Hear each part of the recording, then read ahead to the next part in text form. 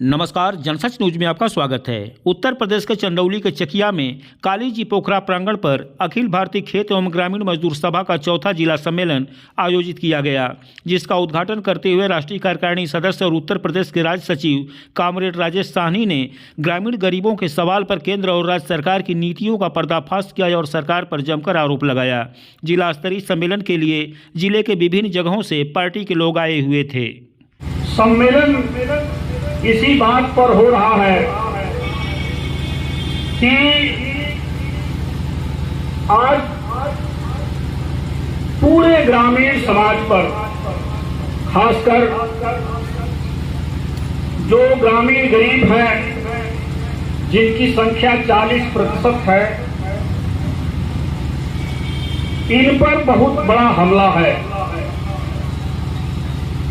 हालांकि यही ग्रामीण समाज पूरे भारत को चलाता है। यही एक तरह से आधार है समाज को चलाने का। समाज के सबसे निचले पावदान पर जीवन यापन करता है और समाज को अपने पसीने से, अपने मेहनत से, अनाज से लेकर के, कपड़ा से लेकर के, घर बनाने के लिए ईंट भट्ठे से लेकर के, वो सारे जीवन के जो उपादान हैं, जो जीवन के लिए आवश्यक वस्तुएं हैं, वो सब यही समाज 40% जो समाज का हिस्सा है, जो सबसे निचले पावदान पर है, जो सबसे ज्यादा बोझ तले दबा हुआ है, वही ये समाज है ग्रामीण गरीबों का, जो विभिन्न तरह के पेशों में लगा हुआ है। खेतों में काम तो रहा नहीं। जो खेतों में काम का औसत कभी 6 महीने हुआ करते थे, रोपनी, सोहनी, कटिया से लेकर के दौरी तक पूरे सीजन अगर मिलाया जाता था तो 6 महीने काम मिलते थे। लेकिन वो काम की जो औसत है, राष्ट्रीय औसत मैं बता रहा हूं, वो कम से कम खेती के मामले में बहुत ही घट गया है। वर्ष में हमको लगता है कि 40 दिन से अधिक नहीं होगा। तो सबसे बड़ा मैं आपसे बताना चाहता हूं कि आज संकट में यदि कोई है तो ये ग्रामीण गरीबों का हिस्सा है, खेत मजदूरों का हिस्सा है, जिनका सबसे पहला जिन पर हमला है वो उनके रोजी रोटी को लेकर के है, रोजगार को लेकर के। खेती किसानी से रोजगार चला गया। जब से मशीनीकरण का युग चला तब से इनका रोजगार छिन गया, लेकिन कोई वैकल्पिक व्यवस्था नहीं हुई। और जो भी कृषि कार्य से, खेती कार्य से बेदखल हुए, वो विभिन्न प्रकार के कामों में जा रहे हैं। जितने भी काम हो सकते हैं, ठेला गोमती से लेकर के, फेरी से लेकर के, ईंट भट्ठे से लेकर के, शहरों में ठेला गोमती चलाने से लेकर के, सब्जी बेचने से लेकर के, तमाम तरह के काम यही ग्रामीण गरीबों का हिस्सा उसमें लगा हुआ है। लेकिन कोई निश्चित रोजगार नहीं है। इनके जीवन जीविका का कोई निश्चित साधन नहीं है।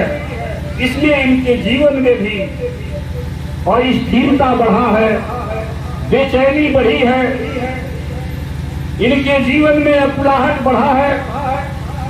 और ऊपर से जो जिम्मेदारी थी सरकारों की, जो लोग बात करते थे कि हम नया भारत बनाएंगे, हम समाज को जो है एक नया रास्ता देंगे, मैं आपसे बताना चाहता हूं कि ये जो लोग कहने वाले हैं वो आज सबसे ज्यादा हमला ग्रामीण गरीबों पर कर रहे हैं। सबसे पहला हमला उन्होंने किया है कि रोजगार खत्म कर दिया है, कहीं रोजगार नहीं है। और ले जाकर के पूर्ववर्ती सरकारों ने जो मनरेगा की बात की थी, आंकड़े आ रहे हैं कि उस मनरेगा में जो राष्ट्रीय औसत है, वर्ष में 100 दिन की काम की गारंटी की बात की थी ये सरकार, लेकिन आज राष्ट्रीय औसत 37-38 दिन बन रहा है। यानी पूरे देश भर के गरीबों को अगर साल भर में मनरेगा में काम मिल रहा है तो मात्र 37-38 दिन, और मजदूरी कितना है, 200 रुपए। इसलिए मैं आपसे कहना चाहता हूं कि रोजगार छिन गया, मजदूरी का कोई साधन नहीं विकसित किया गया, दूसरा कोई वैकल्पिक जीवन में उनको जो है साधन नहीं दिया गया जीवन जीने का, और ऊपर से इनके लिए जो भी कानून था, जो श्रम कानून में थोड़ी बहुत इनको जो राहत मिलती थी, वो सारे कानून खत्म किए जा रहे हैं। अभी मैं आपसे बताना चाहता हूं कि मनरेगा में 200 रुपए मजदूरी लेने के लिए अब आपको अपने आधार कार्ड से जोड़ना होगा, और 1 जनवरी को जब इस देश के प्रधानमंत्री जी कह रहे थे कि हम गरीबों के लिए ही जी रहे हैं, उन्होंने सबसे पहला काम किया कि जो मनरेगा में 200 रुपए मजदूरी मिल रही थी उसको आधार कार्ड से जोड़ने के नाम पर देश भर में पूरे के पूरे 8 करोड़ भेजने की बात हुई थी। तो पता चला आधे से अधिक मनरेगा जो मजदूर थे उनका जॉब कार्ड निष्क्रिय कर दिया गया, यानी उनका जो है वो मजदूर रह नहीं गए। इससे भी सरकार का पेट नहीं भरा, तो इसी 1 जनवरी को 8 करोड़ मजदूरों को, मनरेगा मजदूरों को मनरेगा से बाहर कर दिया। कहां कोई विकल्प की बात थी, कहां कोई रोजगार देने की बात थी। बड़े संघर्षों के बाद एक कानून बना था 100 दिन गारंटी का, वह भी खत्म कर दिया आधार से जोड़ने के नाम पर, तो रोजगार पर हमला किया। दूसरा जो है, इनके जीवन के लिए और कोई विकल्प नहीं छोड़ा, तो महंगाई इतनी जबरदस्त बढ़ाया। गैस का दाम 450 था, सीधे 1100-1200 रुपए कर दिया। सारे चीजों का दाम बढ़ाया, आमदनी घट गई, आय घट गया, मजदूरी घट गई, और ऊपर से महंगाई जबरदस्त ढंग से बढ़ाया। दवाई से लेकर के, नून तेल नमक से लेकर के, ईंधन से लेकर के जो भी जरूरी चीजें थी, आपका दाम बढ़ाया, आपके ऊपर बोझ बढ़ाया। और यही मैं आपसे कहना चाहता हूं कि ग्रामीण गरीबों का जो संगठन है यही तो मांग कर रहा है कि मनरेगा में न्यूनतम साल में 200 दिन काम दो, 600 रुपए मजदूरी दो। मनरेगा से एक भी आदमी को बेदखल मत करो, चाहे जो भी हो उनको मनरेगा में रखो, और महंगाई पर रोक लगाओ, गैस का दाम घटाओ, सारे वस्तुओं का दाम घटाओ। लेकिन सरकार यह बात सुनने के लिए तैयार नहीं है। सरकार कह रही है कि हमने तो सभी लोगों को आवास दे दिया, हमने तो सभी लोगों को गैस दे दिया, हमने तो सबको शौचालय दे दिया, और गरीबी कम हो गई। मैं आपसे कहना चाहता हूं, अभी इसी 15 जनवरी को जो पहले योजना आयोग था भारत सरकार का, वो पंचवर्षीय योजना में कौन सा विकास का काम हो, कैसे मजदूरों, गरीबों, किसानों, नौजवानों को काम दिया जाए, देश का नवनिर्माण किया जाए, इस बात के लिए जाना जाता था। इस सरकार ने योजना आयोग को बदल के नीति आयोग कर दिया, और नीति आयोग ने अभी आंकड़ा प्रस्तुत किया कि 25 करोड़ लोगों को बहुआयामी गरीबी से ऊपर कर दिया गया। कब से कब? जब से माननीय हमारे प्रधानमंत्री जी आए हैं 2014 से लेकर के 23 तक के आंकड़े में देश के सामने झूठ बोला जा रहा है, बताया जा रहा है कि हमने तो 25 करोड़ लोगों को गरीबी रेखा से ऊपर कर दिया। आप सबसे मैं कहना चाहता हूं कि क्या आपका जीवन स्तर ऊंचा हो गया? क्या आपको जो है बढ़िया महसूस हो रहा है? आपके बच्चे की पढ़ाई हो रही है, आपकी दवाई हो रही है, आप क्या जो है महंगाई से त्रस्त नहीं है, आपको काम मिल रहा है, आपका घर बेहतर हो गया है, आपके पास शौचालय बढ़िया हो गया है। मुझे लगता है कि इसमें से जितने लोग बैठे हैं शायद ही ऐसा हो जो आज की महंगाई से, बेकारी से, बेरोजगारी से आकुलता, व्याकुलता न महसूस कर रहा हो, परेशानी न महसूस कर रहा हो। लेकिन ये सरकार कह रही है कि हमने तो 25 करोड़ लोगों को बहुआयामी गरीबी से मुक्त कर दिया। उन्होंने पैमाना क्या निश्चित किया है? पैमाना निश्चित किया है कि जिन्होंने बैंक में खाता खोल रखा है वो शर्त है, 10 पॉइंट बनाया है। पहला पॉइंट है जिनका बैंक में खाता हो, दूसरा पॉइंट है कि जिनके बच्चे सरकारी स्कूल में जा रहे हों, तीसरा पॉइंट है कि महिलाओं के जो बच्चे पैदा होते हों वो सरकारी अस्पताल में हों, चौथा पॉइंट है कि अब जो है जो नेट के यूजर हैं वो जो हैं गरीबी रेखा में नहीं आते। यानी 5-6 पॉइंट तो मुझे याद है। इसी तरह का कि यदि आपका गांव सड़क से जुड़ गया है तो उस गांव में रहने वाले इन सारे शर्तों को पूरा करने वाले लोग अब गरीबी रेखा से ऊपर उठ गए। मैं आपसे कहना चाहता हूं कि इतना बड़ा फ्रॉड ये सरकार कर रही है कि गरीबों को बता रही है कि हमने 25 करोड़ लोगों को गरीबी रेखा से ऊपर कर दिया।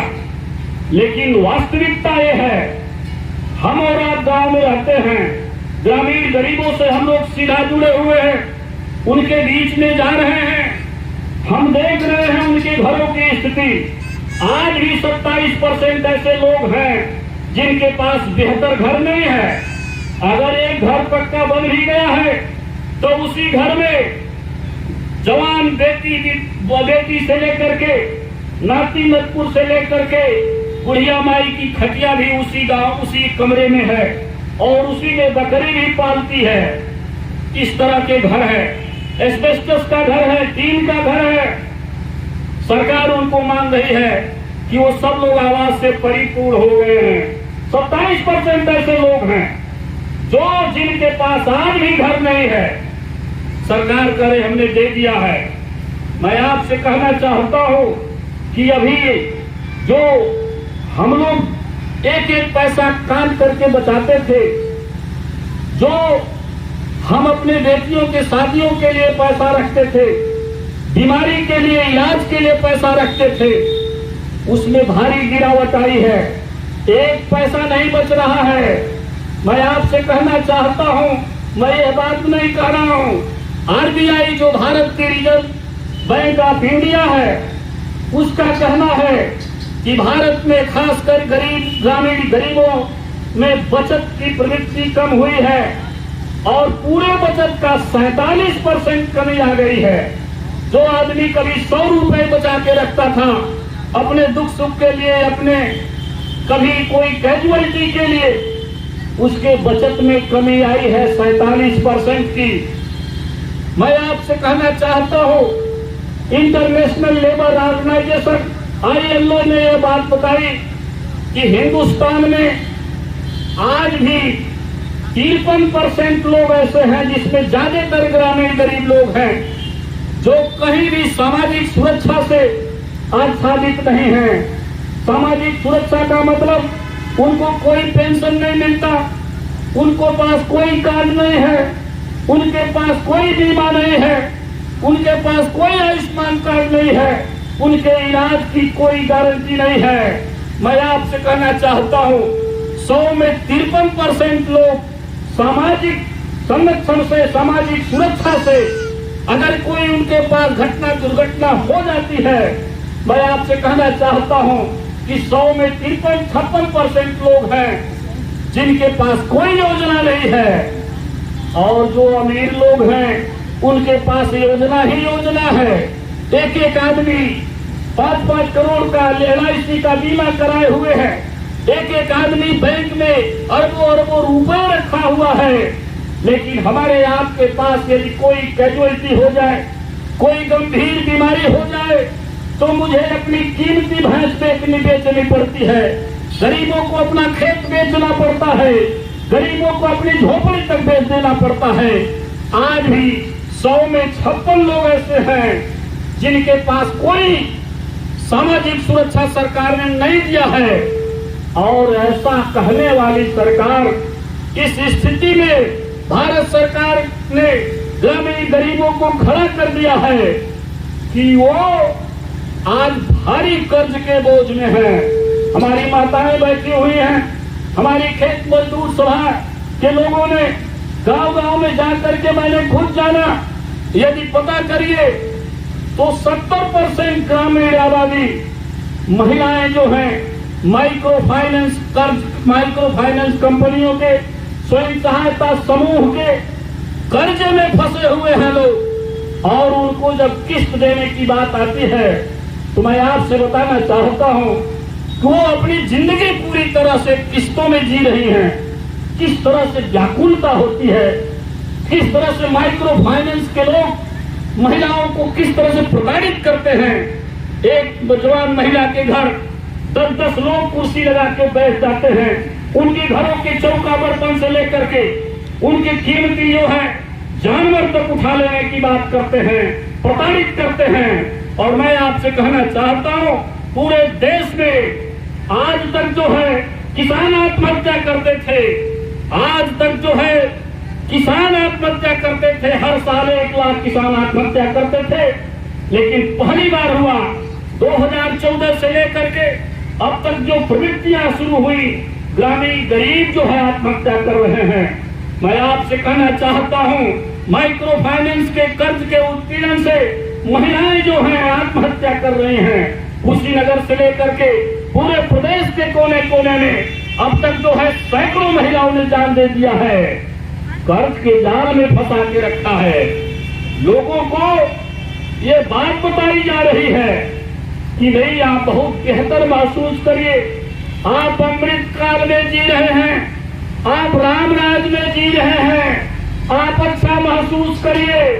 मैं आपसे कहना चाहता हूं, कभी राम राज रहा होगा, हमने तो नहीं देखा। वही होगी इस देश में दूध और दही की नदियां। आज भी कुछ लोगों के लिए दूध और दही की नदियां बह रही हैं। लेकिन मैं आपसे कहना चाहता हूं कि आज जो है ग्रामीण गरीबों की जो स्थिति है, खेत मजदूरों की जो स्थिति है, जो परदेशी मजदूर जाते हैं, उनकी जीवन पशुओं से भी बदतर है। वो कभी सुकून से जी नहीं रहे हैं, वो तिल-तिल मर रहे हैं। देश के नौजवान आज आत्महत्या कर रहे हैं। IIT से लेकर के MBBS करने वाले लड़के आत्महत्या कर रहे हैं। कोटा को तुमने बनाया कि वो हाईटेक सिटी बनेगी, वहां से IIT के इंजीनियर, MBBS और क्या क्या पैदा होंगे। लेकिन वो कोटा शहर आत्महत्याओं का शहर बनाया जा रहा है। और पहली बार मैं आपसे कहना चाहता हूं, 2021-22 की रिपोर्ट बताती है कि दिहाड़ी मजदूरों ने आज तक जो है 14 से लेकर के 23 तक का 4200 दिहाड़ी मजदूरों ने आत्महत्या किया है पूरे देश में। दिहाड़ी मजदूरों ने आज तक आत्महत्या करने की प्रवृत्ति नहीं थी। गरीब लोग कहते थे, माताएं महिलाएं कहती थी कि हमारे पहुंचा में दम है, गट्टे के बल पर जी लेंगे। लेकिन मैं आपसे कहना चाहता हूं कि ये सरकार आपके गट्टे को काटने का काम कर रही है। लोग बेबस हो रहे हैं, आत्महत्याएं कर रहे हैं। कैसा देश बना रहे हो, कैसा समाज बना रहे हो, और कह रहे हो कि लोग बेहतर महसूस कर रहे हैं। राम राज आ गया है, पूरे देश में जो है सुकून का वातावरण है, हम अमृत काल में जी रहे हैं। मैं आपसे कहना चाहता हूं कि अमृत काल में नहीं जी रहे हैं।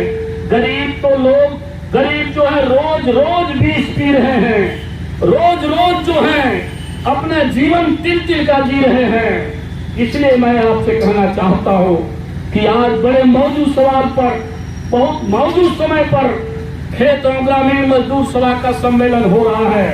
मैं आपसे कहना चाहता हूं कि आपको खड़ा होना होगा कमर कस करके, किसी के भ्रम में नहीं आना। आप अपनी जीवन स्थितियों को देखिए, आप अपने आसपास झांक करके देखिए। ये सरकार जो है कठिन स्थितियां पैदा कर रही है। सरकार ने तो गरीब को मिलने वाले मिट्टी के तेल पर भी रोक लगा दिया, कह रही है सबको बिजली दे दिए। मैं आपसे कहना चाहता हूं, आज बिजली का बिल वसूली के लिए क्या क्या नहीं हो रहा है। उत्तर प्रदेश में देश में सबसे अधिक महंगी बिजली दी जाती है और गरीबों ने एक जीवन ज्योति कुटीर के माध्यम से एक बल्ब जलाने के लिए लिया था कनेक्शन, और उसका बिल कितना आ रहा है। आज तक बिल नहीं प्रणाली ठीक कर पाए, आज तक ऐसा सिस्टम नहीं विकसित कर पाए कि हर महीना बिजली का बिल दे, हर महीने गरीब जो है 400-500 जो भी होगा दे देगा। लेकिन नहीं, 7 साल 10 साल 15 साल के बाद एक बार बिल जा रहा है 1.5 लाख का, 2 लाख का, 4 लाख का। छोटा सा घर है, एक से बल्ब चल रहा है, पता चल रहा है कि 70,000 का बिल आ गया। अब गरीब व्याकुल है, परेशान है। सरकार कह रही कि छूट पर जमा कर दीजिए। मैं आपसे कहना चाहता हूं कि अगर दिल्ली की सरकार, पंजाब की सरकार, कर्नाटक की सरकार गरीबों को 200 यूनिट बिजली फ्री दे सकती है, तो उत्तर प्रदेश की योगी की सरकार 200 यूनिट बिजली फ्री क्यों नहीं दे सकती है। ये हमारा डिमांड है। मैं आपसे कहना चाहता हूं कि यदि कर्नाटक की सरकार और तेलंगाना की सरकार, अगर राजस्थान की सरकार गरीबों को 450-500 में चुनावी वादा ही सही, चुनाव के लालच में ही सही, वोट की लालच में ही सही, अगर 450-500 रुपए में गैस दे सकती है सिलेंडर, तो उत्तर प्रदेश की सरकार क्यों नहीं दे सकती है। उत्तर प्रदेश की सरकार क्यों नहीं दे सकती है। इसलिए हम लोगों की मांग है मित्रों कि हर गरीब को 450 रुपए सिलेंडर में दो, गैस दो, हर गरीब को 200 बिजली यूनिट फ्री करो। और मैं सबसे महत्वपूर्ण बात कहना चाह रहा हूं मित्रों, ये सरकार इससे पेट नहीं भर रहा है, उनका रोजगार छीन लिया, व्यवसाय छीन लिया, महंगाई बढ़ा दिया, कर्ज का बोझ लाद दिया, इससे भी पेट नहीं भर रहा है। जो गरीब जहां बसा है उस पर बुलडोजर चला रही है सरकार। पीढ़ियों से बसे हुए लोग, चकिया चंदौली तो जो है, नौगढ़ तो है, जंगलों का माना जाता है। आदिवासी वनवासी कोल से लेकर गरीब से लेकर के जो लोग भी वन की जमीन पर बसे हैं, पीढ़ियां बीत गई। गांव में बसे हुए लोग, एक से एक ऐसे गांव हैं, आज भी वो गांव जमींदारों के नाम से जाना जाता है। कोई ऐसा गांव है जो गरीबों के नाम पर जाना जाता हो। फलाने साहब, फलाने सिंह, फलाने राय, उनका गांव बोला जाता है। जमींदारों के नाम पर जो है गांव चलते हैं, तो वैसे ही नहीं चलते हैं, कागज में भी उन्हीं का नाम है, गरीबों का नाम नहीं है। गरीब जहां बसे हैं पीढ़ियों से, उनका कोई कागज नहीं है। सरकार कह रही है कि ऐसे जमीन को हम खाली करा रहे हैं। सरकार भूमि बैंक बना रही है, गरीबों की पुश्तैनी जमीन छीन रही है, उन पर बुलडोजर चला रही है। इसीलिए मैं आपसे कहना चाहता हूं, अभी योगी की सरकार ने मंत्रिमंडल में प्रस्ताव पास किया है कि गांव समाज की जो जमीन थी, जो गरीबों के लिए निर्धारित थी, जो उनको बसने के लिए दी जानी थी, जो सार्वजनिक उपयोग के लिए दी जानी थी, अस्पताल, शौचालय, पंचायत भवन से लेकर खलिहान तक, ये सारी जमीनें जो सार्वजनिक उपयोग के लिए थी, संरक्षित की जा रही थी, उन जमीनों को सरकार ने कह दिया कि नहीं, हम खाली कराएंगे, भूमि बैंक बनाएंगे और नामी गिरामी कंपनियों को हम फ्री में देंगे उद्योग लगाने के लिए, कल कारखाने लगाने के लिए। अब आपकी गांव की जो जमीन है, जहां आप बसे हुए हैं पीढ़ियों से, वो उजाड़ करके अब जो है दी जाएंगी कंपनियों को। ये उनका मंत्रिमंडल का फैसला है, योगी सरकार के मंत्रिमंडल का फैसला है। मैं आपसे कहना चाहता हूँ, इसीलिए खेत एवं ग्रामीण मजदूर सभा ने किसान सभाओं के साथ मिल करके नारा लगाया है कि जो जमीन सरकारी है वो सब हमारी है।